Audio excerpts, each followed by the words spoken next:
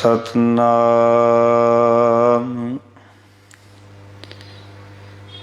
करता पुरख निर्भव निर्वैर अकाल मूरत अजूनी सैभं गुर प्रसाद।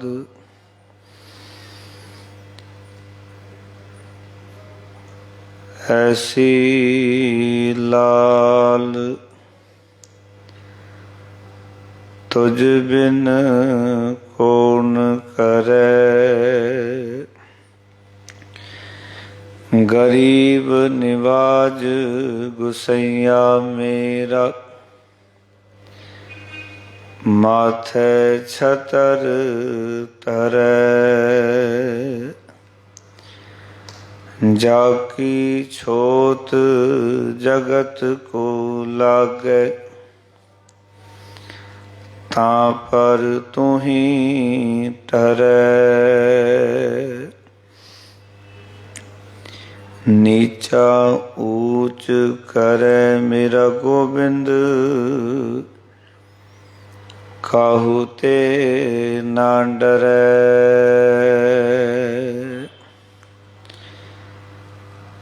सतनाम धन वाहिगुरु साहिब जी। गौड़ी महला नौवां। साधो गोविंद के गुण गावो, मानस जन्म अमोलक पायो, बिरथा काहे गवावो। साधो गोविंद के गुण गावो, मानस जन्म अमोलक पायो, बिरथा काहे गवावो। रहाओ पतित पुनीत दीन बंद हर, शरण ताहे तुम आवो।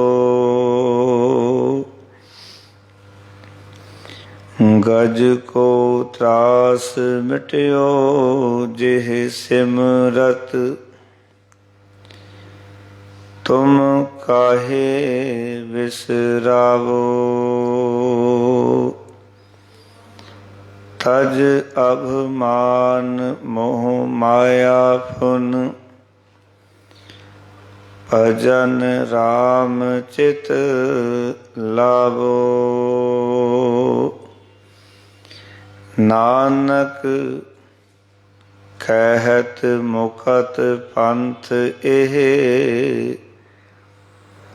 गुरमुख होए तुम पावो। तज अभिमान मोह माया फुन, भजन राम चित लावो। नानक कहत मुखत पंथ एह, गुरमुख होए तुम पावो। वाहिगुरु जी का खालसा, वाहिगुरु जी की फतेह। गुरु रूप गुरु सवारे सत्संगी जनों, सतगुरां ने पार कृपा की है। संध्या वेले जगत गुरु धन धन श्री गुरु ग्रंथ साहब महाराज जी के पावन चरनां विच जुड़ बैठन का सुभाग समा प्राप्त होया है। सिख अपने गुरु की गोद विच इस तरह बैठ के गुरु दीयां गल्लां सुनता है जिवें कोई बच्चा अपने दादे दी नाने दी गोद विच बैठ के लोरियां सुनता है। और जो बच्चा न्याणा हुंदा है, याणा हुंदा है, उस वेले सुनिया हुई गल्लां उसनूं पूरी जिंदगी चेते रहिंदियां हन। इस तरह ही सिख भी गुरु की गोद विच बैठ के अपने आप नूं याणा न्याणा बच्चा समझ के गुरु दा और गुरु की हजूरी च बहिंदा है और इत्थे गुरु कोलों अपने जीवन जीवन की जुगत तौर तरीका विचार सिखदा है। और जदों किते इसनूं लोड़ पैंदी है तो वह गुरु दीयां दसियां गल्लां चेते आ जांदियां हन ते साडे जीवन विच गुरु के विचार बहुत बड़ा आसरा ते सहारा बन जाती है।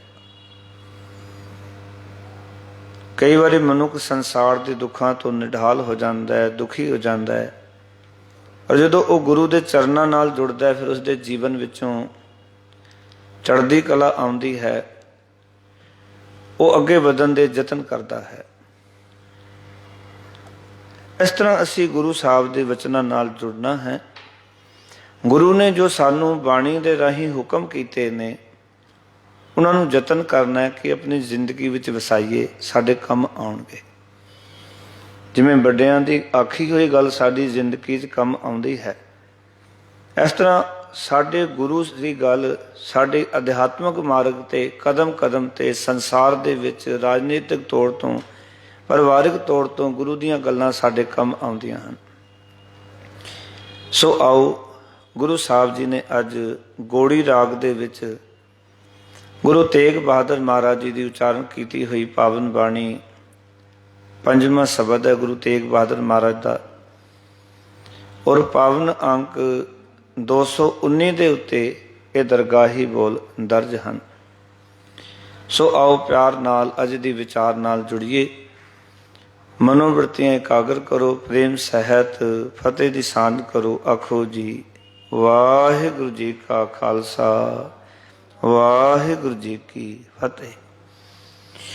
गुरु तेग बहादुर महाराज अज सानू सारिਆਂ ਨੂੰ ਇਹ ਗਿਆਨ ਬਖਸ਼ਿਸ਼ कर रहे हैं, हुक्म कर रहे हैं, साधो गोबिंद के गुण गावो। साधो का अर्थ है हे संत जनों, हे साधना करने वाले मनुखो।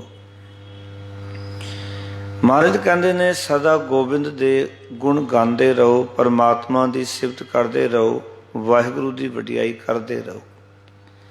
साधो गोबिंद के गुण गावो, गाते रहो परमात्मा के गुण, परमात्मा की सिफत करते रहो। क्यों कह रहे हैं सतगुरु? क्योंकि मनुख दे जीवन विच जिथे अपनी सिफत सुनन की ख्वाहिश है, जिथे तक दास ने जीवन च प्रतीत किया, सब तो ज़्यादा मनुख जो खुश होंदा है तो अपनी सिफत सुन के होंदा है। उस तो वड्डी होर खुशी कभी भी मनुख नूं मिलती नहीं है, दुनियावी तौर तो देखा जाए तो। जदों उसकी वडियाई होंदी है, चार बंदियां दे विच उसदे गुण गाउंदा है, उसकी वडियाई करता है, तो यह बड़ा प्रसन्न होंदा है। देखो मेरी वडियाई हो रही है, मेरी सिफत हो रही है। पर जदों किसी मनुख नूं अपनी वडियाई सुनन की आदत बन जाती है, फिर जिहड़ा पूरी जिंदगी अपने आप नूं मत्था टिकांदा रहा सच जानना, उसनूं मत्था टेकना औखा हो जाता है। इस तरह सुर के लफ्ज़ों में कह लवां, क्योंकि एक आदत बन गई अपनी वडियाई सुनन की। हुण गोबिंद की वडियाई किवें बंदा करे? परमात्मा नूं वड्डा आखेगा तो हुण परमात्मा वड्डा है, पर सुनना तो मनुख अपनी वडियाई चाहता है, अपनी उपमा सुनना चाहता है। इस करके गुरु साहब जी ने सानू ये हुक्म किया कि हे संत जनों, सदा परमात्मा के गुण गाते रहा करो, परमात्मा की सिफत करते रहा करो। कई कहणगे भी सिफत तो करते हैं पर मन नहीं लगता, इस करके सतगुरु कहते करते रहो करते रहो करते रहो। ਇੱਕ ਨਾ ਇੱਕ ਦਿਨ ਜ਼ਰੂਰ ਗੱਲ ਬਣੇਗੀ। ਪੁਰਾਤਨ ਸਮੇਂ ਵਿੱਚ ਖੂਹ ਹੁੰਦੇ ਸਨ, ਲੋਕ ਪਾਣੀ ਕੱਢਦੇ ਸਨ। ਯਾਦ ਰੱਖਣਾ, ਜਿਹੜੀ ਮਣ ਹੁੰਦੀ ਹੈ ਖੂਹ ਦੀ, ਇੱਕ ਦਿਨ 2 ਦਿਨ ਕੁਝ ਸਾਲਾਂ ਦੇ ਵਿੱਚ ਖੂਹ ਦੀ ਮਣ ਦੇ ਉੱਤੇ ਵੀ ਨਿਸ਼ਾਨ ਪੈ ਜਾਂਦੇ ਨੇ ਰੱਸਿਆਂ ਦੇ, ਜੋ ਕਿ ਬੜੀ ਪੱਕੀ ਹੁੰਦੀ ਹੈ, ਮਣ ਸਖਤ ਹੁੰਦੀ ਹੈ। ਇਸ ਤਰ੍ਹਾਂ ਹੀ ਸਾਡਾ ਮਨ ਮਾਇਆ ਦੇ ਵਿੱਚ ਬੜਾ ਸਖਤ ਹੈ, ਜੋ ਕੱਲ ਅਸੀਂ ਵਿਚਾਰਿਆ। ਇਹ ਮਾਇਆ ਦੇ ਵਿੱਚ ਗਲਤਾਨ ਰਹਿੰਦਾ, ਸਖਤ ਹੋਇਆ ਪਿਆ। ਪਰ ਜੇ ਅਸੀਂ ਗੋਬਿੰਦ ਦੇ ਗੁਣ ਗਾਉਂਦੇ ਰਵਾਂਗੇ, ਪਰਮਾਤਮਾ ਦੀ ਸਿਫਤ ਕਰਦੇ ਰਵਾਂਗੇ, ਪਿਆਰ ਵਾਲਿਓ ਸੱਚ ਜਾਣਨਾ, ਫਿਰ ਇਹ ਜਿਹੜਾ ਮਨ ਹੈ ਨਾ ਇੱਕ ਦਿਨ ਜ਼ਰੂਰ ਨਿਮਾਣ 'ਚ ਆਏਗਾ। ਕਿਉਂਕਿ ਕਈ ਬੰਦੇ ਕਹਿੰਦੇ ਨੇ ਜੀ ਅਸੀਂ ਬਾਣੀ ਤਾਂ ਪੜ੍ਹਦੇ ਹਾਂ, ਸਤਸੰਗਤ ਤਾਂ ਕਰਦੇ ਹਾਂ, ਕੀ ਕਰੀਏ, ਸਾਡਾ ਤਾਂ ਮਨ ਹੀ ਨਹੀਂ ਟਿਕਦਾ। ਉਹ ਆਪ ਵੀ ਇਹ ਕਹਿਣਗੇ ਕਿ ਜੋ ਨਹੀਂ ਮਨ ਟਿਕਦਾ ਤੇ ਕੋਈ ਫਾਇਦਾ ਤਾਂ ਹੋ ਨਹੀਂ ਰਿਹਾ, ਦੂਜਿਆਂ ਨੂੰ ਵੀ ਕਹਿਣਗੇ ਬਾਣੀ ਪੜ੍ਹਨ ਦਾ ਕੋਈ ਲਾਭ ਨਹੀਂ ਹੈ, ਮਨ ਨਹੀਂ ਟਿਕ ਰਿਹਾ ਤੇ ਨਹੀਂ ਪੜ੍ਹਨੀ ਚਾਹੀਦੀ। ਪਰ ਮੈਂ ਇਸ ਨੂੰ ਦੂਜੇ ਤਰੀਕੇ ਨਾਲ ਆਖਦਾ ਹਾਂ, ਮਨ ਨਹੀਂ ਟਿਕ ਰਿਹਾ ਤਾਂ ਵੀ ਬਾਣੀ ਪੜ੍ਹੋ, ਮਨ ਨਹੀਂ ਟਿਕ ਰਿਹਾ ਤਾਂ ਵੀ ਸਤਸੰਗਤ ਵਿੱਚ ਬੈਠੋ। ਅੱਜ ਨਹੀਂ ਟਿਕੇਗਾ, ਇੱਕ ਦਿਨ ਤੇ ਜ਼ਰੂਰ ਟਿਕੇਗਾ ਨਾ, ਕਿਤੇ ਸਮਾਂ ਆਏਗਾ, ਗੁਰੂ ਕਿਰਪਾ ਕਰੇਗਾ, ਸਾਡਾ ਮਨ ਟਿਕ ਜਾਏਗਾ। ਕਦੇ ਤੇ ਸਮਾਂ ਆਏਗਾ। ਇਸ ਕਰਕੇ ਪਿਆਰ ਵਾਲਿਓ ਸੱਚ ਜਾਣਨਾ, ਅਸੀਂ ਕਰਦੇ ਰਹਿਣੀ ਹੈ ਪਰਮਾਤਮਾ ਦੀ ਸਿਫਤ, ਵਾਹਿਗੁਰੂ ਦੀ ਵਡਿਆਈ, ਦੇ ਗੁਣ ਗਾਉਂਦੇ ਰਹਿਣੇ ਨੇ। ਕਿਉਂਕਿ ਗੁਣ ਗਾਉਂਦੇ ਗਾਉਂਦੇ ਇੱਕ ਦਿਨ ਐਸਾ ਹੋਵੇਗਾ, ਰੰਗ ਲਾਗਤ ਲਾਗਤ ਲਾਗਤ ਹੈ, ਇੱਕ ਦਿਨ ਸਾਡੇ ਮਨ ਨੂੰ ਰੰਗ ਲੱਗ ਜਾਏਗਾ। ਜੇ ਅਸੀਂ ਛੱਡ ਦਾਂਗੇ ਤੇ ਫਿਰ ਤੇ ਕੋਈ ਸੰਭਾਵਨਾ ਨਹੀਂ ਰਹੀ ਨਾ। ਗੁਰਦੁਆਰੇ ਆਉਣਾ ਛੱਡ ਦਿੱਤਾ, ਬਾਣੀ ਪੜ੍ਹਨੀ ਛੱਡ ਦਿੱਤੀ, ਸਤਸੰਗਤ ਵਿੱਚ ਜਾਣਾ ਛੱਡ ਦਿੱਤਾ, ਫਿਰ ਤਾਂ ਬਿਲਕੁਲ ਵੀ ਆਸ ਨਹੀਂ ਵੀ ਕਦੀ ਰੰਗ ਚੜ ਸਕਦਾ। ਪਰ ਜਿਹੜਾ ਆ ਰਿਹਾ ਸਤਸੰਗਤ ਵਿੱਚ ਬੈਠ ਰਿਹਾ, ਗੁਰੂ ਦੀ ਬਾਣੀ ਪੜ੍ਹ ਰਿਹਾ, ਮਨ ਨਹੀਂ ਟਿਕ ਰਿਹਾ, ਆਸ ਹੈ ਕਿ ਇੱਕ ਦਿਨ ਟਿਕ ਜਾਏਗਾ। ਪਰ ਜਿਹੜਾ ਆ ਹੀ ਨਹੀਂ ਰਿਹਾ, ਉਸ ਦਾ ਮਨ ਤਾਂ ਕਦੀ ਵੀ ਨਹੀਂ ਟਿਕ ਸਕਦਾ ਨਾ। ਜਿਹੜਾ ਆ ਰਿਹਾ ਉਸਦੀ ਆਸ ਹੈ। ਇੱਕ ਬੱਚਾ ਸਕੂਲ ਜਾ ਰਿਹਾ, 1 ਸਾਲ ਫੇਲ ਹੋਇਆ, ਦੂਜੀ ਸਾਲ ਫੇਲ ਹੋਇਆ, ਪਾਸ ਹੋਣ ਦੀ ਉਮੀਦ ਹੈ, ਪਰ ਇੱਕ ਬੱਚਾ ਜਾ ਹੀ ਨਹੀਂ ਰਿਹਾ, ਐਡਮਿਸ਼ਨ ਹੀ ਨਹੀਂ ਲਿਆ, ਉਹਦੀ ਤਾਂ ਕੋਈ ਆਸ ਹੀ ਨਹੀਂ ਨਾ। ਕਿਉਂਕਿ ਉਸਨੇ ਤੇ ਆਪਣਾ ਨਾਮ ਹੀ ਦਰਜ ਨਹੀਂ ਕਰਾਇਆ ਸਕੂਲ ਦੇ ਅੰਦਰ। ਕਿਆ ਜੀ ਉਸਦੀ ਕੋਈ ਆਸ ਹੋ ਸਕਦੀ? ਨਹੀਂ ਹੈ। ਪਰ ਇੱਕ ਬੰਦੇ ਨੇ ਐਡਮਿਸ਼ਨ ਲਿਆ, 1 ਸਾਲ ਫੇਲ ਹੋ ਗਿਆ, ਦੂਜੇ ਸਾਲ ਫੇਲ ਹੋ ਗਿਆ, ਪਰ ਆਸ ਹੈ ਕਿ ਕਦੀ ਉਹ ਪਾਸ ਹੋ ਸਕਦਾ ਹੈ। ਕਈ ਵਾਰੀ ਹੁੰਦਾ ਬੱਚਾ ਸਾਡੇ ਨਾਲ ਵੀ, ਕਈ ਵਾਰੀ ਬੱਚਿਆਂ ਨਾਲ ਹੋ ਜਾਂਦਾ ਵੀ 1 ਸਾਲ ਫੇਲ ਹੋ ਗਏ, ਅਗਲੇ ਸਾਲ ਪਾਸ ਹੋ ਜਾਂਦੇ ਨੇ। ਕਈ ਵਾਰੀ 2 ਸਾਲ ਫੇਲ ਹੋ ਗਏ, ਤੀਜੇ ਸਾਲ ਪਾਸ ਹੋ ਜਾਂਦੇ ਨੇ। ਕਈ ਬੱਚੇ ਮੈਂ ਐਸੇ ਵੇਖੇ ਨੇ ਵੀ ਉਹਨਾਂ ਨੇ 3-3 ਵਾਰੀ, 2 ਵਾਰੀ ਤਾਂ ਜੋ ਰੈਗੂਲਰ ਰਹਿ ਕੇ, ਉਸ ਤੋਂ ਬਾਅਦ ਫਿਰ ਉਹਨਾਂ ਨੇ ਦੂਜੇ ਤਰੀਕੇ ਨਾਲ ਪੇਪਰ ਦਿੱਤੇ, ਪਰ ਪਾਸ ਹੋ ਗਏ। ਕਿਉਂਕਿ ਯਤਨ ਕੀਤਾ ਨਾ, ਉਹ ਕਰਦੇ ਰਹੇ, ਕੁਝ ਸਮਝ ਨਹੀਂ ਆ ਰਿਹਾ ਸੀ, ਪਰ ਕਰਦੇ ਰਹੇ, ਲੱਗੇ ਰਹੇ। ਇਸ ਤਰ੍ਹਾਂ ਅਸੀਂ ਪਰਮਾਤਮਾ ਦੇ ਗੁਣ, ਗੁਰੂ ਤੇਗ ਬਹਾਦਰ ਮਹਾਰਾਜ ਕਹਿੰਦੇ ਨੇ ਕਿ ਹੇ ਸੰਤ ਜਨੋ, ਸਦਾ ਪਰਮਾਤਮਾ ਦੇ ਗੁਣ ਗਾਉਂਦੇ ਰਿਹਾ ਕਰੋ। ਇਸ ਕਰਕੇ ਗਾਉਂਦੇ ਰਿਹਾ ਕਰੋ ਕਿਉਂਕਿ ਮਾਨਸ ਜਨਮ ਅਮੂਲਕ ਪਾਇਓ। ਇਹ ਜਿਹੜਾ ਬੜਾ ਕੀਮਤੀ ਮਨੁੱਖਾ ਜਨਮ ਸਾਨੂੰ ਮਿਲਿਆ, ਇਹ ਸਭ ਤੋਂ ਕੀਮਤੀ ਜੀਵਨ ਹੈ ਸਾਡੇ ਕੋਲ, ਅਮੋਲਕ ਜੀਵਨ ਹੈ। ਇਹ ਦੁਨੀਆ ਦੀ ਹਰ ਇੱਕ ਚੀਜ਼ ਬਦਲੇ ਵਿੱਚ ਦੇਣ ਨਾਲ ਵੀ ਪ੍ਰਾਪਤ ਨਹੀਂ ਹੁੰਦਾ। ਇਹ ਐਸਾ ਜੀਵਨ ਹੈ, ਕਿਤਨਾ ਅਮੋਲਕ ਹੋਏਗਾ। ਉਹਨਾਂ ਨੂੰ ਪੁੱਛੋ ਜਿਨ੍ਹਾਂ ਦੇ ਘਰ ਵਿੱਚ ਸੰਤਾਨ ਨਹੀਂ ਹੁੰਦੀ। ਜੇ ਤੁਹਾਡੇ ਘਰ ਬੱਚੇ ਨਹੀਂ ਤੇ ਬੱਚੇ ਦੀ ਦਾਤ ਵਾਸਤੇ ਉਹ ਕਿਵੇਂ ਬਿਲਕਦੇ ਫਿਰਦੇ ਆ, ਉਹਨਾਂ ਨੂੰ ਪੁੱਛ ਕੇ ਵੇਖਿਆ ਕਰੋ ਕਦੀ ਵੀ ਬੱਚੇ ਕਿੰਨੇ ਕੀਮਤੀ ਨੇ। ਉਹ ਕਹਿਣਗੇ ਅਸੀਂ ਕੋਈ ਡੇਰਾ ਨਹੀਂ ਛੱਡਿਆ, ਅਸੀਂ ਕੋਈ ਥਾਂ ਨਹੀਂ ਛੱਡੀ, ਅਸੀਂ ਕੋਈ ਡਾਕਟਰ ਨਹੀਂ ਛੱਡਿਆ, ਪਰ ਸਾਡੇ ਘਰ 'ਚ ਬੱਚਾ ਨਹੀਂ ਹੋਇਆ। ਅਸੀਂ ਸਾਰੀ ਪ੍ਰਾਪਰਟੀ ਦੇਣ ਨੂੰ ਤਿਆਰ ਹਾਂ, ਪਰ ਸਾਡੇ ਘਰ 'ਚ ਇੱਕ ਸੰਤਾਨ ਹੋ ਜਾਏ। ਐਸੇ ਵੀ ਤੁਹਾਨੂੰ ਮਿਲ ਜਾਣਗੇ ਸਮਾਜ ਦੇ ਅੰਦਰ, ਤੁਹਾਨੂੰ ਬੜੇ ਮਿਲ ਜਾਣਗੇ ਇੱਦਾਂ ਦੇ। ਇਸ ਦਾ ਅਰਥ ਹੈ ਕਿ ਜਦੋਂ ਬੱਚਾ ਨਾ ਹੋਵੇ ਤਾਂ ਬੰਦਾ ਕਿਵੇਂ ਤਰਲੋ ਮੱਛੀ ਹੁੰਦਾ, ਤੇ ਜਦੋਂ ਮਨੁੱਖ ਦੀ ਮੌਤ ਸਾਹਮਣੇ ਆ ਜਾਵੇ, ਕੋਈ ਰੋਗ ਲੱਗ ਜਾਏ, ਤੇ ਉਹ ਸਾਰਾ ਤਨ ਦੇਣ ਵਾਸਤੇ ਤਿਆਰ ਹੋ ਜਾਂਦਾ ਹੈ। ਵੀ ਮੈਂ ਸਾਰਾ ਧਨ ਖਰਚ ਕਰ ਦੇਵਾਂਗਾ ਪਰ ਮੇਰਾ ਜੀਵਨ ਬਚ ਜਾਏ, ਇਹੀ ਹੁੰਦਾ ਨਾ ਜੀ। ਤੇ ਇਹਦਾ ਅਰਥ ਹੈ ਕਿ ਬੜਾ ਅਮੋਲਕ ਜੀਵਨ ਹੈ, ਕਿ ਬੰਦਾ ਆਪਣੇ ਜ਼ਿੰਦਗੀ ਦੀ ਸਾਰੀ ਕਮਾਈ ਹੋਈ ਪੂੰਜੀ ਜਿਹੜੀ ਹੈ ਉਹ ਸਰੀਰ ਨੂੰ ਬਚਾਉਣ ਦੇ ਤੇ ਖਰਚ ਕਰ ਸਕਦਾ ਹੈ। ਜਦੋਂ ਮੈਨੂੰ ਪ੍ਰੋਬਲਮ ਹੋਈ ਸੀ ਨਾ 2014 ਦੇ ਅੰਦਰ, ਉਸ ਵੇਲੇ ਕਿਉਂਕਿ ਮੈਂ ਉੱਥੇ ਰਿਹਾ ਹਸਪਤਾਲ ਦੇ ਵਿੱਚ, ਮੈਂ ਵੇਖਿਆ ਉੱਥੇ ਕਿ ਐਸੇ ਬੰਦੇ ਸਨ ਜਿਨ੍ਹਾਂ ਨੇ ਆਪਣੀਆਂ ਦੁਕਾਨਾਂ, ਆਪਣੇ ਘਰ ਸਭ ਕੁਝ ਵੇਚ ਦਿੱਤੇ ਸੀ ਕਿ ਅਸੀਂ ਬਚ ਜਾਈਏ, ਬਸ ਸਾਨੂੰ ਜੀਵਨ ਮਿਲ ਜਾਏ। ਉਹ ਕਹਿੰਦੇ ਸਨ ਦੁਕਾਨਾਂ ਫਿਰ ਬਣਾ ਲਾਂਗੇ, ਘਰ ਫਿਰ ਬਣ ਜਾਣਗੇ, ਪਰ ਜੀਵਨ ਫਿਰ ਨਹੀਂ ਮਿਲਣਾ। ਜੇ ਮੌਤ ਹੋ ਗਈ, ਜੇ ਮਰ ਗਏ, ਇਹ ਸੱਚ ਹੈ। ਸਭ ਕੁਝ ਵੇਚ ਦਿੱਤਾ ਵੀ ਕਿਸੇ ਤਰੀਕੇ ਨਾਲ ਸਾਨੂੰ ਜੀਵਨ ਦੀ ਪ੍ਰਾਪਤੀ ਹੋ ਜਾਏ। ਸਤਿਗੁਰ ਕਹਿੰਦੇ ਨੇ ਇਸ ਕਰਕੇ ਭਾਈ ਇਹ ਬੜਾ ਅਮੋਲਕ ਮਨੁੱਖਾ ਜੀਵਨ ਹੈ, ਕਿਉਂਕਿ ਮਾਨਸ ਜਨਮ ਦੁਲੰਭ ਹੈ, ਹੋਏ ਨਾ ਬਾਰੈ ਬਾਰ। ਇਹ ਬਾਰ ਨਹੀਂ ਮਿਲਦਾ। ਜੋ ਬਨ ਫਲ ਪਾਕੇ ਭੋਏ ਗ੍ਰਹਿ, ਬਹੁਰ ਨਾ ਲਾਗੈ ਡਾਰ। ਜਿਵੇਂ ਫਲ ਪੱਕ ਜਾਏ ਨਾ ਟਹਿਣੀ ਤੇ, ਉਹ ਥੱਲੇ ਡਿੱਗ ਜਾਏ, ਦੁਬਾਰਾ ਟਹਿਣੀ ਨਾਲ ਨਹੀਂ ਜੋੜਿਆ ਜਾ ਸਕਦਾ। ਜੇ ਸੱਦਾ ਆ ਗਿਆ ਨਾ ਤੇ ਦੁਬਾਰਾ ਕਿਸੇ ਦੀ ਤਾਕਤ ਨਹੀਂ ਕਿ ਇਸ ਨੂੰ ਦੁਬਾਰਾ ਬਚਾ ਸਕੇ, ਉਸ ਟਹਿਣੀ ਨਾਲ ਜੋੜ ਸਕੇ, ਇਹਨੂੰ ਖੜਾ ਕਰ ਸਕੇ। ਕਿਤਨਾ ਅਮੋਲਕ ਜੀਵਨ ਹੈ। ਸਭ ਕੁਝ ਦੇ ਕੇ ਵੀ ਨਹੀਂ ਕੋਈ ਐਸਾ ਕਰ ਸਕਦਾ, ਕੋਈ ਵੈਦ ਨਹੀਂ, ਕੋਈ ਡਾਕਟਰ ਨਹੀਂ। ਇਸ ਕਰਕੇ ਗੁਰੂ ਤੇਗ ਬਹਾਦਰ ਮਹਾਰਾਜ ਆਖਦੇ ਨੇ, ਮਾਨਸ ਜਨਮ ਅਮੋਲਕ ਪਾਇਓ, ਬਿਰਥਾ ਕਾਹੇ ਗਵਾਵੋ। ਆਖਣ ਲੱਗੇ, ਹੇ ਸੰਤ ਜਨੋ, ਇਸ ਨੂੰ ਅਜਾਈ ਕਿਉਂ ਗਵਾਉਂਦੇ ਹੋ? ਅਜਾਈ ਦਾ ਅਰਥ ਹੈ ਬੇਅਰਥ, ਬੇਮਾਨੇ।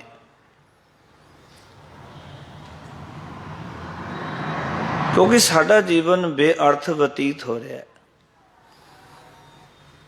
ਬੇਅਰਥ ਦਾ ਅਰਥ ਇਸ ਤਰ੍ਹਾਂ ਸਮਝ ਲਈਏ, ਜਿਵੇਂ ਕੋਈ ਆਪਣੇ ਮਿਲੇ ਹੋਏ ਕੀਮਤੀ ਸਮੇਂ ਨੂੰ ਔਰ ਪਾਰਕ ਵਿੱਚ ਜਾ ਕੇ ਉਹ ਤਾਸ਼ ਖੇਡ ਰਿਹਾ ਹੈ।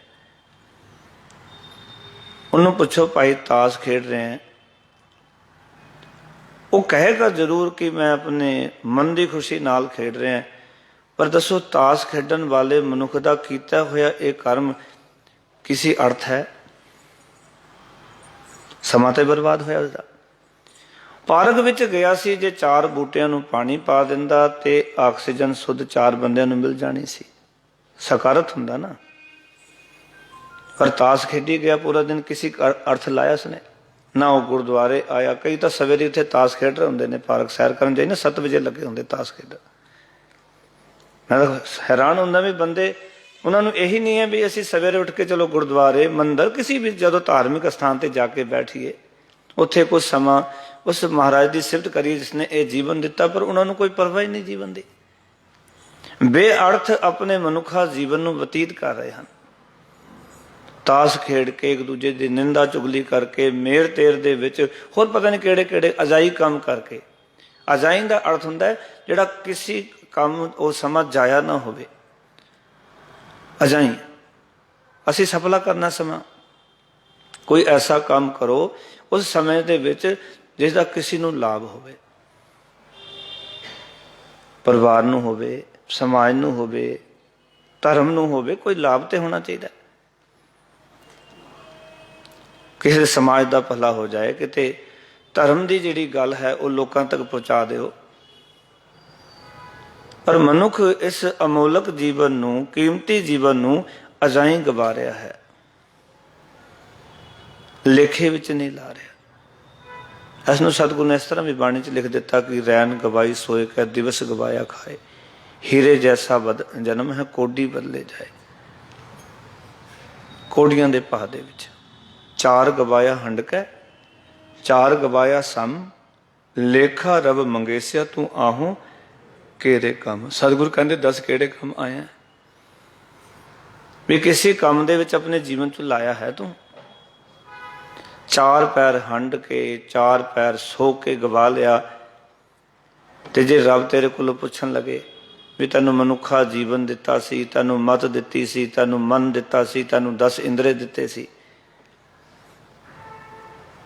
ਮੈਂ ਕਹਿੰਦਾ ਮਨੁੱਖੀ ਜੀਵਨ ਕੋਲ ਸਭ ਤੋਂ ਵੱਡੀ ਅਮੀਰੀ ਹੈ ਅਕਾਲ ਪੁਰਖ ਵਾਹਿਗੁਰੂ ਨੇ ਇਸ ਨੂੰ ਮਤ ਦਿੱਤੀ ਹੈ, ਮਨ ਦਿੱਤਾ ਹੈ, ਇਸ ਨੂੰ ਸੋਝੀ ਦਿੱਤੀ ਹੈ। ਪਸ਼ੂਆਂ ਕੋਲ ਸੋਝੀ ਨਹੀਂ ਹੈ ਜੋ ਮਨੁੱਖ ਦੇ ਕੋਲ ਹੈ। ਉਹਨਾਂ ਵਿੱਚ ਭੈਣ ਭਰਾ ਨਹੀਂ ਹਨ, ਉਹਨਾਂ ਨੂੰ ਪਤੀ ਪਤਨੀ ਦਾ ਨਹੀਂ ਪਤਾ, ਉਹਨਾਂ ਦੀ ਜ਼ਿੰਦਗੀ 'ਚ ਕੋਈ ਰਿਸ਼ਤਾ ਨਹੀਂ ਹੈ, ਉਹਨਾਂ ਨੂੰ ਸਮਝ ਨਹੀਂ ਹੈ। ਪਰ ਮਨੁੱਖ ਤੇ ਸਮਝ ਹੈ ਨਾ, ਇਹ ਮੇਰੀ ਭੈਣ ਹੈ, ਮੇਰਾ ਭਰਾ ਹੈ, ਇਹ ਮੇਰਾ ਪਤੀ ਹੈ, ਪਤਨੀ, ਸਮਝ ਹੈ ਨਾ ਸਾਨੂੰ। ਪਰ ਉਹਨਾਂ ਵਿੱਚ ਤੇ ਨਹੀਂ ਐਸੀ ਸਮਝ।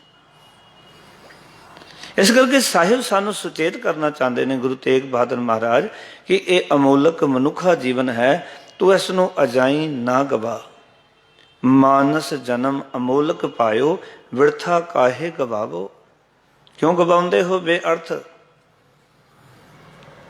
ਲੇਖੇ ਵਿੱਚ ਲਾਓ। ਇੱਕ ਬੜਾ ਪਿਆਰਾ ਸ਼ਬਦ ਧੰਨ ਗੁਰੂ ਰਾਮਦਾਸ ਮਹਾਰਾਜ ਜੀ ਦਾ ਤੁਸੀਂ ਪੜ੍ਹਦੇ ਹੋ। ਸਤਿਗੁਰ ਆਖਦੇ ਨੇ, ਮੇਰੇ ਹੀਰੇ ਰਤਨ ਨਾਮ ਹਰ ਵਸਿਆ, ਉਰ ਹਾਥ ਧਰਿਓ ਮੇਰੇ ਮਾਥਾ, ਜਨਮ ਜਨਮ ਕੇ ਕਿਲਵਿਖ ਦੁਖ ਨਾਥੇ, ਗੁਰੂ ਨਾਮ ਦਿਓ ਰਿਨ ਲਾਥਾ। ਮੇਰੇ ਮਨ ਭਜ ਰਾਮ ਨਾਮ ਸਭ ਅਰਥਾ, ਗੁਰਪੂਰੈ ਹਰ ਨਾਮ ਦ੍ਰਿੜਾਇਆ, ਬਿਨ ਨਾਮੈ ਜੀਵਨ ਬਿਰਥਾ ਰਹਾਓ। ਬਿਨ ਗੁਰ ਮੂੜ ਪਹੇ ਹੈ ਮਨਮੁਖ, ਤੇ ਮੋਹ ਮਾਇਆ ਨਿਤ ਫਾਤਾ, ਤਿਨ ਸਾਧੂ ਚਰਨ ਨ ਸੇਵੇ ਕਬਹੂ, ਤਿਨ ਸਭ ਜਨਮ ਅਕਾਥਾ। ਸਾਧੂ ਕਹਿੰਦੇ ਤੂੰ ਤਾਂ ਸਾਰਾ ਹੀ ਜੀਵਨ ਅਕਾਰਥ ਗਵਾ ਲਿਆ। ਔਰ ਇਹ ਜੀਵਨ ਨਹੀਂ, ਇਹਦੇ ਪਿੱਛੇ ਦੇ ਜਿਹੜੇ 84 ਲੱਖ ਜੂਨਾਂ ਜੇ ਮੰਨੀਏ ਨਾ, ਤੇ ਉਹ ਵੀ ਅਸੀਂ ਅਕਾਰਥ ਗਵਾ ਲਈਆਂ। ਇੱਕ ਵਾਰੀ ਉਚਾਰਨ ਕਰੋ ਸਤਨਾਮ। ਕਿਉਂਕਿ ਜੇ ਇਸ ਪੌੜੀ ਤੋਂ, ਇਸ ਪੌੜੀ ਤੇ ਜੋ ਨਰ ਚੁੱਕੈ, ਆਏ ਜਾਏ ਦੁਖ ਪਾਇੰਦਾ। ਜੇ ਆਖਰੀ ਡੰਡੇ ਤੇ ਪਹੁੰਚ ਜਾਈਏ ਨਾ ਪੌੜੀ ਦੇ, ਉੱਥੋਂ ਡਿੱਗ ਜਾਈਏ, ਫਿਰ ਸਾਰੇ ਚੜਨੇ ਪੈਂਦੇ ਆ। 84 ਲੱਖ ਜੂਨਾਂ ਫਿਰ ਭੋਗਣੀਆਂ ਪੈਣੀਆਂ। ਬੜੀ ਸਾਵਧਾਨਤਾ ਚਾਹੀਦੀ ਹੈ। ਖਾਸ ਕਰਕੇ ਜਿਤਨਾ ਉੱਪਰ ਦਾ ਡੰਡਾ ਹੋਏਗਾ ਨਾ ਪੌੜੀ ਦਾ, ਉਹ ਤੇ ਚੜਨ ਲੱਗਿਆ ਉਤਨੀ ਸਾਵਧਾਨੀ ਚਾਹੀਦੀ ਹੈ, ਕਿਤੇ ਇੱਥੇ ਡਿੱਗ ਨਾ ਜਾਈਏ। ਤੇ ਮਨੁੱਖੀ ਜੀਵਨ ਨੂੰ ਆਖਰੀ ਡੰਡਾ ਦੱਸਿਆ ਹੈ। ਔਰ ਕਹਿੰਦੇ ਨੇ ਸਤਿਗੁਰੂ ਜੀ, ਇਸ ਪੌੜੀ ਤੇ ਜੋ ਨਰ ਚੁੱਕੈ, ਆਏ ਜਾਏ ਦੁਖ ਪਾਇੰਦਾ। ਆਵੇਂਗਾ ਜਾਏਗਾ, ਦੁੱਖ ਭੋਗਦਾ ਰਹੇਗਾ, ਤੇਰੇ ਦੁੱਖਾਂ ਤੋਂ ਖਲਾਸੀ ਨਹੀਂ ਹੋਣੀ, ਤੇਰਾ ਜਨਮ ਮਰਨ ਨਹੀਂ ਕੱਟਿਆ ਜਾਣਾ। ਮੈਂ ਤਾਂ ਸੋਚ ਰਿਹਾ ਸੀ, ਸੱਚੇ ਪਾਤਸ਼ਾਹ ਤੁਸੀਂ ਕਿਸ ਤਰ੍ਹਾਂ ਸਾਡੇ ਉੱਤੇ ਬੜੀ ਪਿਆਰੀ ਕਿਰਪਾ ਕੀਤੀ। ਧੰਨ ਗੁਰੂ ਰਾਮਦਾਸ ਮਹਾਰਾਜ ਇਹੀ ਸਮਝਾਉਣਾ ਚਾਹੁੰਦੇ ਨੇ ਕਿ ਬਿਨ ਗੁਰ ਮੂੜ ਪਹੇ ਹੈ ਮਨਮੁਖ, ਤੇ ਮੋਹ ਮਾਇਆ ਨਿਤ ਫਾਤਾ, ਤਿਨ ਸਾਧੂ ਚਰਨ ਨ ਸੇਵੇ ਕਬਹੂ। ਗੁਰੂ ਦੇ ਚਰਨ ਕਦੀ ਸੇਵੇ ਨਹੀਂ। ਤਿੰਨ ਸਭ ਜਨਮ ਅਕਾਥਾ, ਉਹਨਾਂ ਦਾ ਸਾਰਾ ਜਨਮ ਅਕਾਰਥ ਚਲਾ ਗਿਆ। ਪਰ ਜਿਨ ਸਾਧੂ ਚਰਨ ਸਾਧ ਭਗ ਸੇਵੇ, ਤਿਨ ਸਫਲਿਓ ਜਨਮ ਸਨਾਥਾ। ਮਹਾਰਾਜ ਕਹਿੰਦੇ ਮੋਕੋ ਕੀਜੈ ਦਾਸ, ਦਾਸ ਦਾਸਨ ਕੋ ਹਰ ਦਇਆ ਧਾਰ ਜਗਨਨਾਥਾ। ਵਾਹਿਗੁਰੂ ਮੇਰੇ ਉੱਤੇ ਤੇ ਕਿਰਪਾ ਕਰ ਦੇ। ਔਰ ਅਰਦਾਸ ਕਰ ਰਹੇ ਨੇ ਸਾਡੇ ਸਾਰਿਆਂ ਦੇ ਵਾਸਤੇ ਕਿ ਹਮ ਅੰਧਲੇ ਗਿਆਨਹੀਨ ਅਗਿਆਨੀ ਕਿਉ ਚਾਲਨੈ, ਮਾਰਗ ਪੰਥਾ ਹਮ ਅੰਧਲੇ ਕੋ ਗੁਰ ਅੰਚਲ ਦੀਜੈ, ਜਨ ਨਾਨਕ ਚਲੈ ਮਿਲੰਥਾ। ਗੁਣ ਗਾਈਏ, ਗੁਣ ਗੋਬਿੰਦ ਗਾਇਓ ਨਹੀਂ, ਜਨਮ ਅਕਾਰਥ ਕੀਨ। ਸਤਿਗੁਰ ਕਹਿੰਦੇ ਜਨਮ ਅਕਾਰਥ ਜਾ ਰਿਹਾ ਹੈ, ਗੋਬਿੰਦ ਦੇ ਗੁਣ ਨਹੀਂ ਗਾਏ। ਅਗਲੇ ਵਚਨ ਸਤਿਗੁਰੂ ਜੀ ਨੇ ਪਹਿਲੇ ਪਦੇ ਵਿੱਚ ਕੀਤੇ, ਕਿਉਂਕਿ ਇਹ ਰਾਹੋ ਦਾ ਪਦ ਹੈ। ਤੇ ਮਹਾਰਾਜ ਕਹਿੰਦੇ ਨੇ ਪਤਿਤ ਪੁਨੀਤ ਦੀਨ ਬੰਦ ਹਰ। ਜਿਸ ਦੇ ਗੁਣ ਗਾਉਣੇ ਨੇ ਉਹ ਕੀ ਹੈ, ਜਿਸ ਦੀ ਵਡਿਆਈ ਕਰਨੀ ਹੈ, ਜਿਸ ਦੇ ਗੁਣ ਗਾਉਣੇ ਨੇ ਉਹ ਕੌਣ ਹੈ।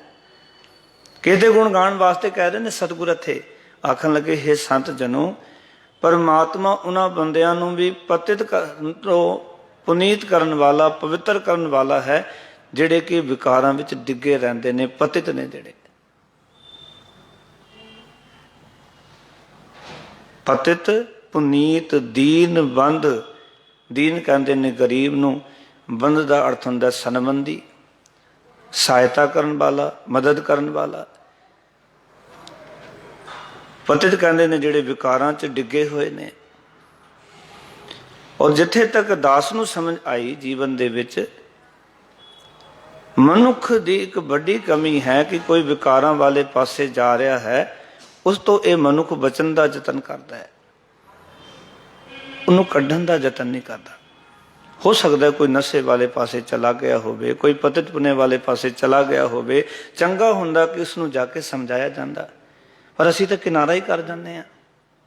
सानू की लैना शराबियां कोल, असीं क्यों बैठीए? पतित बंदे कोल असीं क्यों जाके बैठीए? कदी असीं गल करदे उहदे नाल? ये तां जी शराबी छड्डो इहनूं, ते यही करदे ना असीं। पर हो सकता है तुहाडे समझाण दे नाल, तुहाडी गल करन दे नाल वो वापस आ सकता है। गुरु साहब किन्हां कोल गए? गुरु नानक पातशाह। किते वो नितनेम करन वाले सन, सज्जन ठग वर्गे, हमजा गोंस बली गंधारी, कि वो नितनेम करदे सी? कि बड़े धर्मी सन? वो सन जेडे धर्म तो डिग गए सन, पतित हो गए सन जेडे लोग। बाबा नानक जी उन्हां कोल पहुंचे, भावें कलयुगी पांडा सी, भावें हमजा गोंस सी, भावें होर इदां दे कितने सन, मेरे साहिब जी उन्हां कोल पहुंचे, क्योंकि उन्हां कोल बैठना है, उन्होंने समझाना है।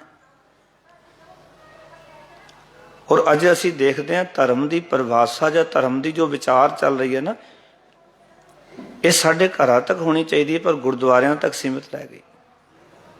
इस करके कई बार दास बेनती करता हुंदा, जे कोई दुनियावी तौर तो भी कोई ख्याल उपजदा है, घर दे विच कोई परेशानी, ते आके गुरु घरां दे विच पुछया करो। साडे ग्रंथी सिंह ऐसे होने चाहिए जिहड़े कि परिवार नाल बैठ के उन्हां दे दुख नूं सुनन, उन्हां दी प्रॉब्लम नूं हल करन। और कई बारी मैं वेखदा कि छोटी छोटी गल्लां जे परिवार नूं ना दसियां जाण ना, वो परिवार दे विच बहुत भयानक रूप धारण कर जांदियां। ये मैं तुहानूं प्रैक्टिकल दसना अपने हरिनगर दा। एक बीबी मेरे कोल आई, उहदी 22 सालां दी जवान धी, मैनूं कहंदी है कि वीर जी मैं गल करनी तुहाडे नाल। मैं कि करो। कि जी 1 साल 1.5 साल पहला मैं अमृत छकिया सी, मेरा घरवाले ने छकिया नहीं, मैं उसनूं कहा, उसने मेरा आख्या नहीं मन्निया, ते उसने मैं अमृत छक लिया, ते उसने उस तो बाद शराब पीनी शुरू कर दी, क्योंकि मैं समझा भी मेरे वर्गा हुण कोई धर्म ही नहीं है। मैं उन्होंने समझाया, मैं कि भैणे वो अमृत छक सकता सी, और तुसी हैरान होंगे उस बंदे ने 1.5 साल दे विच 1.5 करोड़ की प्रॉपर्टी शराब के चक्कर च बेच दी। क्यों? क्योंकि आपस दे विच उन्हां दा तालमेल बिगड़ गया, पति पत्नी का।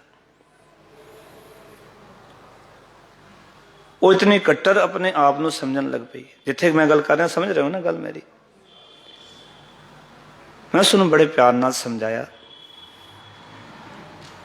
मैं कि जे मेरी गल मनो तो उन्होंने उसी लहजे विच और प्यार दे विच गल करो जिथों 2 साल पहला तुसी अड होए हो, रहिंदे इकट्ठे को घर च।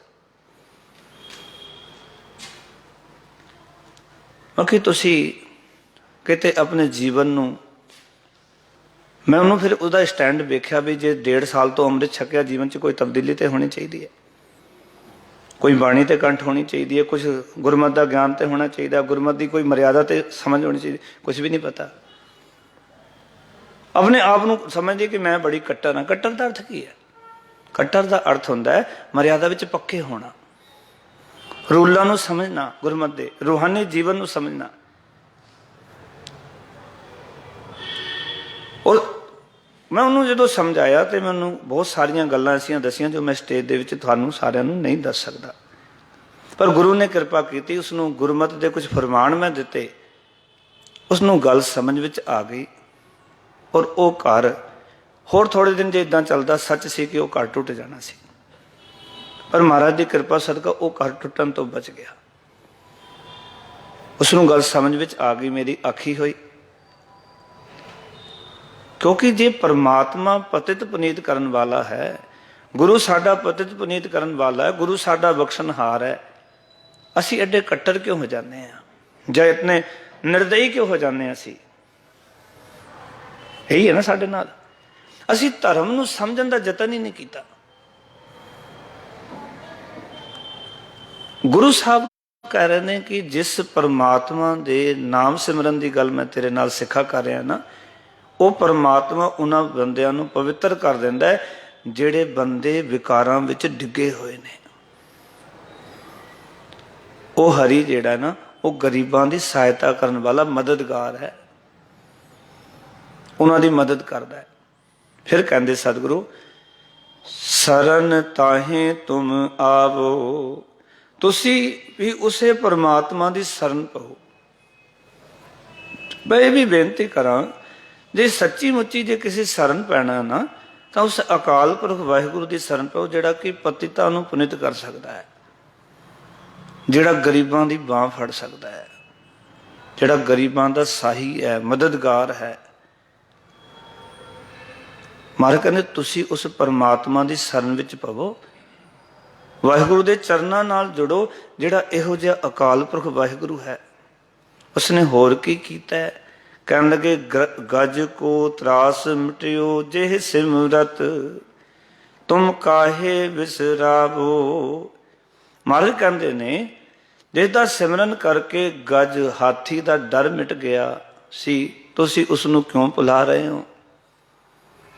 ਇਹ ਗਜ ਦੀ ਕਥਾ ਕੀ ਹੈ? ਭਾਗਵਤ ਦੇ ਵਿੱਚ ਇੱਕ ਕਥਾ ਲਿਖੀ ਹੋਈ ਹੈ ਕਿ ਇੱਕ ਗੰਧਰਵ ਕਿਸੇ ਸ਼ਰਾਬ ਦੇ ਕਾਰਨ ਹਾਥੀ ਬਣ ਗਿਆ ਸੀ। ਗੰਧਰਵ ਕਹਿੰਦੇ ਨੇ ਜਿਹੜੇ ਕਿ ਦੇਵਤਾ ਔਰ ਦੈਤਾਂ ਦੇ ਰਾਗੀ ਹੁੰਦੇ ਸਨ, ਗਾਉਣ ਵਾਲੇ। ਤੇ ਉਹ ਕੋਈ ਗਾਉਣ ਵਾਲਾ ਸੀ, ਕਿਸੇ ਦੇਵਤੇ ਨੇ ਸ਼ਰਾਬ ਦੇ ਦਿੱਤਾ ਉਸਨੂੰ, ਉਹ ਕਹਿੰਦੇ ਹਾਥੀ ਬਣ ਗਿਆ। ਇਹ ਕਥਾ ਹੈ, ਇੱਕ ਮਿਥਿਹਾਸ ਬਣਿਆ ਹੋਇਆ, ਜਿਹੜੇ ਪਿੱਛੇ ਗੁਰੂ ਸਾਹਿਬ ਜੀ ਨੇ ਇਹ ਵਿਚਾਰਧਾਰਾ ਸਾਨੂੰ ਸਮਝਾਈ। ਅਸਲ ਵਿੱਚ ਗੁਰਬਾਣੀ ਦੇ ਵਿੱਚ ਕਈ ਵਾਰੀ ਮਿਥਿਹਾਸ ਦੀਆਂ ਗੱਲਾਂ ਕਰਕੇ ਸੱਚ ਧਰਮ ਨੂੰ ਦ੍ਰਿੜ ਕਰਾਉਣ ਦਾ ਸਤਿਗੁਰੂ ਨੇ ਯਤਨ ਕੀਤਾ ਹੈ। ਉਹ ਮਿਥਿਹਾਸ ਹੈ, ਵਰਤਿਆ ਨਹੀਂ ਵਰਤਿਆ ਇਹ ਕੋਈ ਗਾਰੰਟੀ ਨਾਲ ਨਹੀਂ ਕਹਿ ਸਕਦਾ। ਪਰ ਗੁਰੂ ਸਾਹਿਬ ਜੀ ਨੇ ਉਹ ਜੋ ਮਿੱਥੀਆਂ ਕਹਾਣੀਆਂ ਜੋ ਬੰਦੇ ਦੇ ਦਿਲ ਦਿਮਾਗ 'ਚ ਘਰ ਕਰ ਗਈਆਂ ਸਨ, ਜਿਨ੍ਹਾਂ ਦੇ ਉੱਤੇ ਉਹ ਫੇਥ ਕਰਦਾ ਸੀ, ਭਰੋਸਾ ਕਰਦਾ ਸੀ, ਵਿਸ਼ਵਾਸ ਕਰਦਾ ਸੀ, ਉਹਨਾਂ ਨੂੰ ਅੱਗੇ ਰੱਖ ਕੇ ਗੁਰੂ ਸਾਹਿਬ ਨੇ ਧਰਮ ਦੀਆਂ ਗੱਲਾਂ ਨੂੰ ਸਮਝਾਇਆ। ਕਿ ਗੁਰੂ ਸਾਹਿਬ ਜੀ ਨੇ ਬਹੁਤਾ ਸਮਾਂ ਜੋ ਪ੍ਰਚਾਰ ਕੀਤਾ ਗੁਰੂ ਤੇਗ ਬਹਾਦਰ ਮਹਾਰਾਜ ਨੇ, ਉਹ ਪੂਰਬ ਵੱਲ ਕੀਤਾ ਹੈ, ਭਾਵ ਕਿ ਜਿੱਥੇ ਕਿ ਹਿੰਦੀ ਬੋਲਣ ਵਾਲੇ ਇਲਾਕੇ ਨੇ। ਔਰ ਸਾਰੀ ਬਾਣੀ ਤਕਰੀਬਨ ਗੁਰੂ ਸਾਹਿਬ ਜੀ ਦੀ ਹਿੰਦੀ ਵਿੱਚ ਹੈ, ਸਤਿਗੁਰੂ ਗੁਰੂ ਤੇਗ ਬਹਾਦਰ ਜੀ ਮਹਾਰਾਜ। ਕਿਉਂਕਿ ਗੁਰੂ ਗ੍ਰੰਥ ਸਾਹਿਬ ਦੇ ਵਿੱਚ 17 ਬੋਲੀਆਂ ਨੇ ਜੋ ਵੱਖ-ਵੱਖ ਇਲਾਕੇ ਦੇ ਵਿੱਚੋਂ ਬੋਲੀ ਜਾਣ ਵਾਲੀਆਂ ਸਨ। ਸਤਿਗੁਰੂ ਨੇ ਗੁਰੂ ਗ੍ਰੰਥ ਸਾਹਿਬ ਦੇ ਵਿੱਚ ਉਹ ਬੋਲੀਆਂ ਨੂੰ ਭਗਤਾਂ ਦੇ ਰਾਹੀਂ ਗੁਰੂ ਸਾਹਿਬ ਨੇ ਆਪ ਵਿਚਰਦਿਆਂ ਗੁਰੂ ਗ੍ਰੰਥ ਸਾਹਿਬ 'ਚ ਦਰਜ ਕੀਤਾ। ਦੁਨੀਆ ਵਿੱਚੋਂ ਮੁਕੰਮਲ ਤੌਰ ਤੋਂ ਜੇ ਦੇਖਿਆ ਜਾਏ ਤੇ ਸਭ ਤੋਂ ਵੱਧ ਬੋਲੀਆਂ ਜਾਂ ਭਾਸ਼ਾਵਾਂ ਜੇ ਕਿਸੇ ਗ੍ਰੰਥ ਵਿੱਚ ਨੇ ਤੇ ਉਹ ਗੁਰੂ ਗ੍ਰੰਥ ਸਾਹਿਬ ਜੀ ਨੇ। ਇੱਕ ਵਾਰੀ ਉਚਾਰਨ ਕਰੋ ਸਤਨਾਮ। ਹੋਰ ਕਿਸੇ ਗ੍ਰੰਥ ਵਿੱਚ ਇਸ ਤਰ੍ਹਾਂ ਭਾਸ਼ਾਵਾਂ ਨਹੀਂ ਹਨ। ਭਾਵੇਂ ਤੁਸੀਂ ਵੇਦ ਜਿਹੜੇ 4 ਵੇਦ ਨੇ ਨਾ ਉਹਨਾਂ ਨੂੰ ਵੇਖ ਲਓ, 6 ਸ਼ਾਸਤਰ ਨੇ, 27 ਸਿਮਰਤੀਆਂ ਨੇ, ਉਹਨਾਂ ਵਿੱਚ ਇਸ ਤਰ੍ਹਾਂ ਨਹੀਂ ਹੈ। ਪੁਰਾਣ, ਕੁਰਾਨ, ਅੰਜੀਲ, ਤੋਰੇਤ, ਜਮੂਰ, ਇਹ ਦੁਨੀਆ ਦੇ ਉਹ ਗ੍ਰੰਥ ਨੇ ਜਿਨ੍ਹਾਂ ਦੇ ਵਿੱਚ ਇੱਕ ਇਲਾਕੇ ਦੀ ਭਾਸ਼ਾ ਕੇਵਲ। ਪਰ ਗੁਰੂ ਗ੍ਰੰਥ ਸਾਹਿਬ ਦੁਨੀਆ ਦੇ ਐਸੇ ਪਹਿਲੇ ਗ੍ਰੰਥ ਨੇ ਗੁਰੂ ਰੂਪ ਦੇ ਵਿੱਚ ਜਿਨ੍ਹਾਂ ਦੇ ਕੋਲ 17 ਬੋਲੀਆਂ, 17 ਭਾਸ਼ਾਵਾਂ ਸਮਾਈਆਂ ਹੋਈਆਂ ਨੇ। ਹਰ ਇੱਕ ਇਲਾਕੇ ਵਿੱਚ ਬੰਦਾ ਗੁਰੂ ਗ੍ਰੰਥ ਸਾਹਿਬ ਦੇ ਰਾਹੀਂ ਜੀਵਨ ਉਪਦੇਸ਼ ਲੈ ਸਕਦਾ, ਜੀਵਨ ਜਾਂਚ ਲੈ ਸਕਦਾ ਹੈ। ਜੇ ਇੱਕ ਮਰਾਠੀ ਹੈ ਨਾ, ਤੇ ਜੇ ਉਹ ਗੁਰੂ ਗ੍ਰੰਥ ਸਾਹਿਬ ਦੇ ਚਰਨਾਂ 'ਚ ਬੈਠ ਜਾਏ ਤੇ ਉਹ ਇੱਥੇ ਜੀਵਨ ਸਵਾਰ ਕੇ ਚਲਾ ਜਾਏਗਾ। ਕਿਉਂਕਿ ਇੱਥੇ ਮਰਾਠੀ ਵਿੱਚ ਵੀ ਬਾਣੀ ਹੈ, ਇੱਥੇ ਬ੍ਰਜ ਭਾਸ਼ਾ ਵੀ ਲਿਖੀ ਹੋਈ ਹੈ, ਇੱਥੇ ਸਾਧ ਭਾਸ਼ਾ ਵੀ ਲਿਖੀ ਹੋਈ ਹੈ, ਇੱਥੇ ਫਾਰਸੀ ਵੀ, ਇੱਥੇ ਜਿਹੜੀ ਹੈ ਉਹ ਅਰਬੀ ਵੀ ਹੈ, ਇੱਥੇ ਸੰਸਕ੍ਰਿਤ ਵੀ ਮਿਲ ਜਾਏਗੀ, ਇੱਥੇ ਪਾਲੀ ਭਾਸ਼ਾ ਜੋ ਜੋਗੀਆਂ ਦੀ ਉਹ ਵੀ ਗੁਰੂ ਗ੍ਰੰਥ ਸਾਹਿਬ ਦੇ ਵਿੱਚ ਦਰਜ ਹੈ।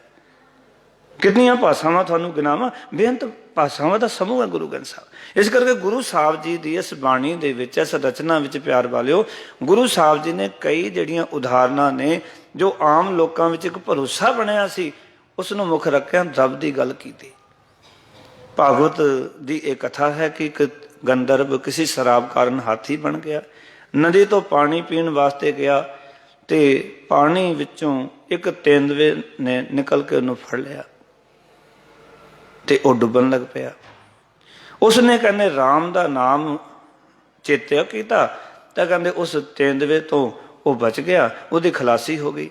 ਇੱਕ ਮਿਥਿਹਾਸ ਚੱਲਿਆ ਆ ਰਿਹਾ ਸੀ, ਇੱਕ ਵਿਚਾਰਧਾਰਾ ਚੱਲੀ ਆ ਰਹੀ ਸੀ ਵੀ ਜੇ ਉਸਨੇ ਨਾਮ ਜਪਿਆ ਔਰ ਤੇਂਦਵੇ ਨੇ ਉਹਨੂੰ ਛੱਡ ਦਿੱਤਾ, ਉਹਦੀ ਖਲਾਸੀ ਹੋ ਗਈ। ਸਤਿਗੁਰ ਕਹਿੰਦੇ ਨੇ ਤੂੰ ਰੱਬ ਦਾ ਨਾਮ ਜਪੇਗਾ, ਜੇ ਇੱਕ ਹਾਥੀ ਨੂੰ ਰੱਬ ਦਾ ਨਾਮ ਚੇਤੇ ਆ ਗਿਆ, ਉਹ ਜਿਹੜਾ ਉਸ ਤੇਂਦਵੇ ਨੇ ਛੱਡ ਦਿੱਤਾ, ਤੇ ਤੂੰ ਪਰਮਾਤਮਾ ਦੀ ਸਿਫਤ ਕਰੇਗਾ, ਤੈਨੂੰ ਕਿਵੇਂ ਨਹੀਂ ਛੱਡੇਗਾ। ਤੂੰ ਐਸੇ ਰੱਬ ਨੂੰ ਕਿਉਂ ਭੁਲਾਈ ਬੈਠਾ ਹੈ, ਐਸੇ ਰੱਬ ਨੂੰ ਕਿਉਂ ਵਿਸਾਰੀ ਬੈਠਾ ਜਿਹੜਾ ਏਦਾਂ ਦਾ ਪਰਮਾਤਮਾ ਹੈ। ਵੀ ਜੇ ਹਾਥੀ ਵੀ ਨਾਮ ਜਪੇ ਤੇ ਉਹ ਵੀ ਛੁੱਟ ਸਕਦਾ ਹੈ, ਤੇ ਤੂੰ ਕਿਉਂ ਨਹੀਂ ਜਪਦਾ। ਇੱਕ ਬੜੀ ਬੜੀ ਪਿਆਰੀ ਪੰਕਤੀ ਹੈ ਸਤਿਗੁਰ ਦੀ, ਮਹਾਰਾਜ ਕਹਿੰਦੇ ਗੁਰ ਬਣ ਤਰਨ ਹਰਿਆ ਕੀਤਿਆ, ਨਾਨਕ ਕਿਆ ਮਨੁੱਖ। ਗੁਰੂ ਨੇ ਤਾਂ ਬਣ ਤਰਨ ਬੰਦੇ ਤਿਨਕੇ ਵੀ ਹਰੇ ਭਰੇ ਕਰ ਦਿੱਤੇ, ਤੈਨੂੰ ਕਿਉਂ ਨਹੀਂ ਕਰੇਗਾ। ਹੇ ਮਨੁੱਖ, ਤੈਨੂੰ ਕਿਉਂ ਨਹੀਂ ਕਰੇਗਾ, ਤੈਨੂੰ ਕਿਉਂ ਨਹੀਂ ਭਰੋਸਾ ਬਣਦਾ ਹੈ। ਵਾਹਿਗੁਰੂ ਕਿਰਪਾ ਦੇ ਘਰ ਵਿੱਚ ਆਉਂਦਾ, ਸਤਿਗੁਰ ਕਹਿੰਦੇ ਨੇ ਉਹ ਤਾਂ ਸੁੱਕੇ ਹੋਏ ਜੰਗਲ ਨੂੰ ਸੁੱਕੇ ਕਾਸ਼ਟ ਹਰਿਆ ਕਰ ਦਿੰਦਾ। ਤੁਸੀਂ ਰੋਜ਼ ਪੜ੍ਹਦੇ ਹੋ ਕਿ ਉਹ ਅਕਾਲ ਪੁਰਖ ਵਾਹਿਗੁਰੂ ਮੇਰੇ ਮਾਧੋ ਜੀ ਸਤਸੰਗਤ ਮਿਲੇ ਸੋ ਤਰਿਆ, ਗੁਰ ਪ੍ਰਸਾਦ ਪਰਮਪਦ ਪਾਇਆ, ਸੁੱਕੇ ਕਾਸ਼ਟ ਹਰਿਆ ਕਰ ਸਕਦਾ ਵਾਹਿਗੁਰੂ। ਨਾਨਕ ਨਾਮ ਮਿਲੇ ਤਾਂ ਜੀਵਾਂ, ਤਨ ਮਨ ਥੀਵੈ ਹਰਿਆ ਕਰ ਸਕਦਾ ਵਾਹਿਗੁਰੂ। ਇਸ ਕਰਕੇ ਸਤਿਗੁਰ ਕਹਿੰਦੇ ਤੁਮ ਕਾਹੇ ਵਿਸਰਾਵੋ, ਤੁਸੀਂ ਉਸ ਨੂੰ ਕਿਉਂ ਭੁਲਾਏ ਬੈਠੇ ਹੈ ਲੋਕੋ, ਹੈ ਸੰਤ ਜਨੋ। ਫਿਰ ਕਹਿਣ ਲੱਗੇ ਤਜ ਅਭਮਾਨ ਮੋਹ ਮਾਇਆ ਫੁਨ, ਭਜਨ ਰਾਮ ਚਿਤ ਲਾਭੋ। ਹੈ ਸੰਤ ਜਨੋ, ਅਹੰਕਾਰ ਦੂਰ ਕਰਕੇ, ਮਾਇਆ ਦਾ ਮੋਹ ਦੂਰ ਕਰਕੇ ਆਪਣਾ ਚਿਤ ਪਰਮਾਤਮਾ ਦੇ ਭਜਨ ਵਿੱਚ ਜੋੜੀ ਰੱਖੋ, ਵਾਹਿਗੁਰੂ ਦੀ ਸਿਫਤ ਵਿੱਚ ਜੋੜੀ ਰੱਖੋ। ਭਜਨ ਰਾਮ ਚਿਤ ਲਾਭੋ, ਰਾਮ ਦੇ ਭਜਨ ਵਿੱਚ ਆਪਣੇ ਚਿੱਤ ਨੂੰ ਜੋੜ ਕੇ ਰੱਖੋ, ਚਿੱਤ ਵਾਹਿਗੁਰੂ ਦੇ ਵਿੱਚ ਲਾ ਕੇ ਰੱਖੋ। ਚਿੱਤ ਜਦੋਂ ਵੀ ਲਾਣਾ ਪਰਮੇਸ਼ਰ ਦੇ ਚਰਨਾਂ ਵਿੱਚ। ਇੱਕ ਹੋਰ ਮੈਂ ਬੇਨਤੀ ਕਰਾਂ, ਕਈ ਪੁੱਛਦੇ ਨੇ ਵੀ ਚਿੱਤ ਕਿਵੇਂ ਜੁੜਦਾ ਹੈ, ਕਿਹਦੀ ਤਸਵੀਰ ਵੇਖੀਏ ਮਨ ਕਿਵੇਂ ਟਿਕਦਾ। ਅਸੀਂ ਤਾਂ ਤਸਵੀਰਾਂ ਦੇ ਪਿੱਛੇ ਮਗਰ ਲੱਗੇ ਫਿਰਦੇ ਵੀ ਗੁਰੂ ਨਾਨਕ ਪਾਤਸ਼ਾਹ ਦੀ ਤਸਵੀਰ ਵੇਖੀਏ, ਕੋਈ ਹੋਰ ਚੀਜ਼ ਵੇਖੀਏ, ਸਾਡਾ ਚਿੱਤ ਜੁੜ ਜਾਏ। ਉਹ ਤਾਂ ਤਸਵੀਰ 'ਚ ਚਲਾ ਜਾਏਗਾ, ਵਿਚਾਰ 'ਚ ਕਿਵੇਂ ਜਾਏਗਾ। ਕਿਸੇ ਤਸਵੀਰ ਨੂੰ ਵੇਖਾਂਗੇ, ਉਹਨੂੰ ਦੇਖ ਕੇ ਅਸੀਂ ਧਿਆਨ ਲਗਾਵਾਂਗੇ, ਉਹ ਤਸਵੀਰ ਚੇਤੇ ਆਏਗੀ ਨਾ। ਭਾਵੇਂ ਉਹ ਗੁਰੂ ਨਾਨਕ ਦੀ ਹੈ, ਗੁਰੂ ਗੋਬਿੰਦ ਸਿੰਘ ਮਹਾਰਾਜ ਦੀ, ਹੋਰ ਗੁਰੂ ਸਾਹਿਬਾਨਾਂ ਦੀ, ਦੇਵਤਾਂ ਭਗਤਾਂ ਦੀ, ਜਿਹਦੀ ਮਰਜ਼ੀ ਤਸਵੀਰ ਹੈ, ਤਸਵੀਰ ਵਿੱਚੋਂ ਤਸਵੀਰ ਤਾਂ ਤੁਹਾਡੀ ਸੁਰਤ 'ਚ ਆਏਗੀ ਜਾਂ ਕੁਛ ਹੋਰ ਆਏਗਾ। ਪਰ ਜਦੋਂ ਤੁਸੀਂ ਬਾਣੀ ਨੂੰ ਯਾਦ ਕਰੋਗੇ, ਇਸ ਕਰਕੇ ਗੁਰੂ ਸਾਹਿਬ ਨੇ ਇੱਕ ਬੜੀ ਪਿਆਰੀ ਵਿਚਾਰ ਦੱਸੀ, ਕਹਿਣ ਲੱਗੇ ਦੁਖ ਭੰਜਨ ਤੇਰਾ ਨਾਮ ਜੀ, ਦੁਖ ਭੰਜਨ ਤੇਰਾ ਨਾਮ, ਆਠ ਪਹਿਰ ਆਰਾਧੀਏ ਪੂਰਨ ਸਤਿਗੁਰ ਗਿਆਨ। ਅੱਠੇ ਪਹਿਰ ਸਤਿਗੁਰ ਦੇ ਗਿਆਨ ਨੂੰ ਆਪਾਂ ਆਰਾਧਨਾ ਹੈ, ਸਿਮਰਨਾ ਹੈ, ਯਾਦ ਕਰਨਾ ਹੈ।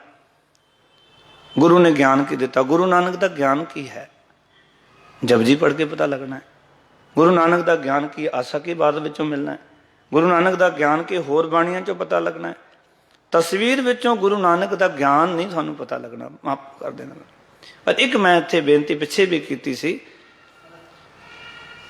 ਮੈਂ ਪਿੱਛੇ ਵੀ ਤੁਹਾਨੂੰ ਦੱਸਿਆ ਸੀ ਸ਼ਾਇਦ, ਕਿ ਜਿਹੜੇ ਤੁਸੀਂ ਰੱਬ ਕਰਕੇ ਕਿਸ ਨੂੰ ਮੰਨ ਰਹੇ ਹੋ, ਮੰਨ ਲਓ ਤੁਸੀਂ ਗੁਰੂ ਨਾਨਕ ਦੀ ਤਸਵੀਰ ਬਣਾਈ ਹੈ, ਘਰ 'ਚ ਲਾਈ ਹੋਈ ਹੈ, ਤੁਹਾਡੀ ਸਰਦਾ ਬਣੀ ਹੋਈ ਹੈ।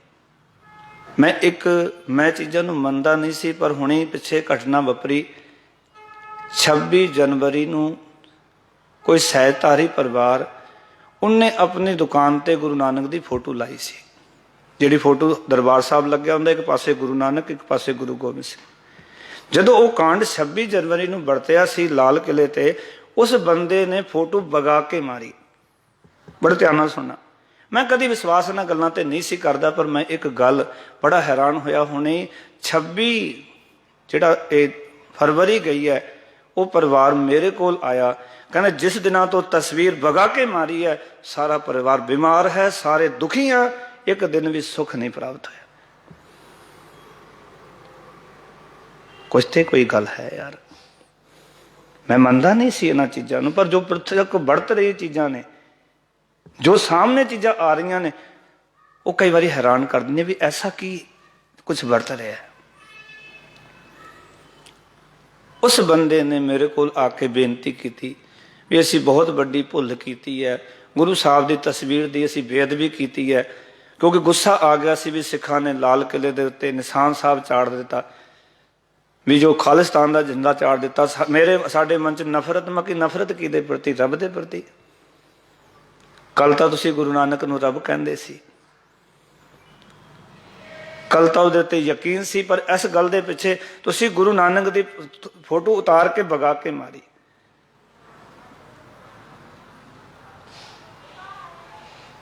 ਉਹ ਕਹਿੰਦੇ ਹੁਣ ਸਤਿਗੁਰ ਦੇ ਚਰਨਾਂ 'ਚ ਅਰਦਾਸ ਕਰੋ। ਕਹਿੰਦੇ ਨਵੀਂ ਫੋਟੋ ਦੁਬਾਰਾ, ਉਹੀ ਫੋਟੋ ਅਸੀਂ ਦੁਬਾਰਾ ਫਰੇਮ ਲਵਾ ਕੇ ਲਾਏ ਹਾਂ, ਔਰ ਅਰਦਾਸ ਕਰੋ ਸਾਡੇ ਕੋਲੋਂ ਇਹ ਜੋ ਬੇਅਦਬੀ ਹੋਈ ਔਰ ਜੋ ਸਾਡੇ ਨਾਲ ਵਰਤ ਰਿਹਾ ਵਰਤਾ ਰਿਹਾ, ਸਾਰਾ ਪਰਿਵਾਰ ਬਿਮਾਰ ਹੈ, ਸਾਰੇ ਪਰਿਵਾਰ ਦੁਖੀ ਹੈ। ਉਸ ਦਿਨ ਤੋਂ ਨੌਕਰੀਆਂ ਚਲੀ ਗਈਆਂ, ਕੰਮ ਖਤਮ ਹੋ ਗਏ। ਇਹ ਤੁਸੀਂ ਅਰਦਾਸ ਕਰੋ ਵੀ ਸੱਚੇ ਪਾਤਸ਼ਾਹ ਸਾਡੇ ਉੱਤੇ ਕਿਰਪਾ ਕਰਨ। ਵੀ ਪਤਾ ਨਹੀਂ ਸਾਡੇ ਕੋਲੋਂ ਕਿਹੜੀ ਭੁੱਲ ਹੋ ਗਈ, ਪਤਾ ਨਹੀਂ ਕੀ ਗੁਰੂ ਸਾਹਿਬ ਜੀ ਦੀ ਨਾਰਾਜ਼ਗੀ ਸਾਡੇ ਉੱਤੇ ਹੈ, ਕਿਉਂਕਿ ਮੇਰੇ ਨਾਲ ਕਦੀ ਐਸਾ ਵਰਤਿਆ ਨਹੀਂ ਸੀ, ਪਰ ਜੇ ਵਰਤੇ ਮੈਂ ਤੁਹਾਡੇ ਨਾਲ ਤਾਂ ਸਾਂਝਾ ਕਰ ਰਿਹਾ। ਇਹਦੇ ਪਿੱਛੇ ਕੀ ਲੌਜਿਕ ਹੈ, ਕੀ ਕਹਾਣੀ ਹੈ, ਇਹ ਤਾਂ ਮੇਰਾ ਗੁਰੂ ਨਾਨਕ ਜਾਣੇ, ਮੇਰਾ ਰੱਬ ਜਾਣੇ, ਉਹਦੀਆਂ ਖੇਡਾਂ ਜਾਣਨ। ਪਰ ਇਹ ਗੱਲ ਮੈਂ ਤਾਂ ਤੁਹਾਡੇ ਨਾਲ ਸਾਂਝੀ ਕੀਤੀ, ਇਹ ਵਰਤੀ ਹੋਈ ਹੁਣੇ ਪ੍ਰੈਜੈਂਟ ਦੀ ਗੱਲ ਹੈ। 26 ਜਨਵਰੀ ਨੂੰ ਘਟਨਾ ਵਾਪਰੀ ਔਰ 26 ਫਰਵਰੀ ਨੂੰ ਬੰਦੇ ਨੇ ਅਰਦਾਸ ਕਰਾਉਣ ਵਾਸਤੇ ਉਹ ਦਾਸ ਕੋਲ ਆਇਆ। ਉਹਨੇ ਪਹਿਲਾਂ ਮੈਨੂੰ ਫੋਨ ਕੀਤਾ ਔਰ ਸਾਰੀ ਗੱਲਬਾਤ ਮੈਨੂੰ ਦੱਸੀ ਵੀ ਇੱਦਾਂ ਦਾ ਹੋਇਆ। ਵੈਸੇ ਉਹ ਹਿਚਕ ਰਿਹਾ ਸੀ ਦੱਸਣ ਲੱਗਿਆ।